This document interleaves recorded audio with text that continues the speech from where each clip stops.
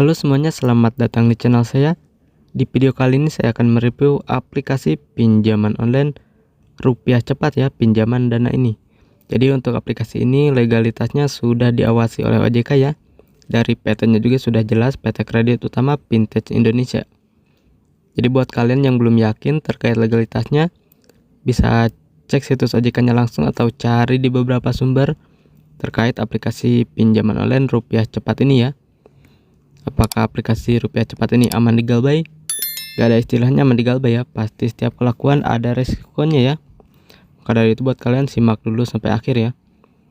Nah, untuk limit memang hingga 100 juta, bukan berarti semua pengguna baru bakal dapat limit segitu ya. Karena mereka juga bakal melihat dulu dari daftar selek OJK. Semisalnya kalian sebelumnya pernah nunggak atau galbay di aplikasi legal kemudian pindah ke sini, saya gak yakin kalian bakal dapat limit besar ya. Karena kredit kalian menurun ya. Jadi seperti itu cara kerja selek OJK ya. Jika ada penunggakan atau galbay maka kredit pinjaman kalian menurun. Dan jika pindah ke aplikasi yang baru, saya gak yakin limit kalian bakal dapat besar ya. Kemungkinan besar di bawah 100 juta mungkin ya, atau di bawah setengahnya juga bisa jadi. Tapi itu juga tergantung ke aplikasinya ya. Jadi untuk limit memang tinggi.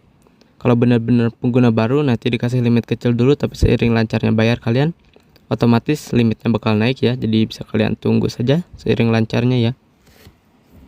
Nah, untuk terkait bunga ini memang rendah ya, 0,01%, tapi itu juga tergantung limitnya. Saya tidak menyarankan kalian untuk mengambil limit hingga 100 juta atau 50 jutaan ya, karena resikonya cukup tinggi. Serendah apapun bunga kalau ditunggak bakal menumpuk juga ya, nanti bakal membengkak.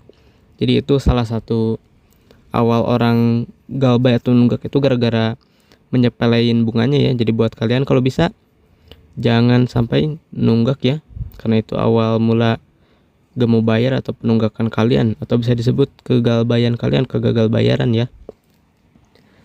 Untuk tenor hingga 12 bulan, terkait tenor ini bisa disesuaikan ya. Misalnya mau 3 bulan boleh, 6 bulan atau 12 bulan ya. Misalnya ngambil limitnya 1.500.000, ngambil tenor 9 bulan juga bisa ya. Jadi untuk terkait tenor dan limit itu bisa kalian sesuaikan ya. Apakah udah ada DC-nya? DC-nya sudah ada ya. DC lapangan, DC penagihan sudah ada. Jadi apakah sudah merata? Maupun sudah merata ataupun belum, DC lapangan gak selalu datang ke rumah ya. Itu juga mereka selalu melihat situasi dan kondisinya dulu ya, karena mereka lihat dulu apakah ini nunggak mulu atau gimana ya. Jadi kalau lancar ya mereka juga ngapain ke rumah ya, soalnya bayarannya lancar biasanya ya. Misalnya kalau nunggak mulu atau gimana dan pihak desa sudah menghubungi kalian ya lewat SMS atau apalah gitu, tetapi gak kalian respon ya, kemungkinan besar mereka bakal datang ke rumah ya. Ada juga yang dadakan ya, jadi itu tergantung ke penagihnya. Misalnya kondisi kalian gak ada uangnya, kemudian desa datang ke rumah, ya kalian minta keringanan aja ya. Saya belum ada uangnya, nanti saya bayar setelah saya gajian. Tapi belum tentu tanggalnya, kalian bilang aja begitu ya. Soalnya kalau nentuin tanggal nantinya takutnya DC datang di tanggal tersebut, ternyata kalian masih belum ada, takutnya nanti dikira bohong ya.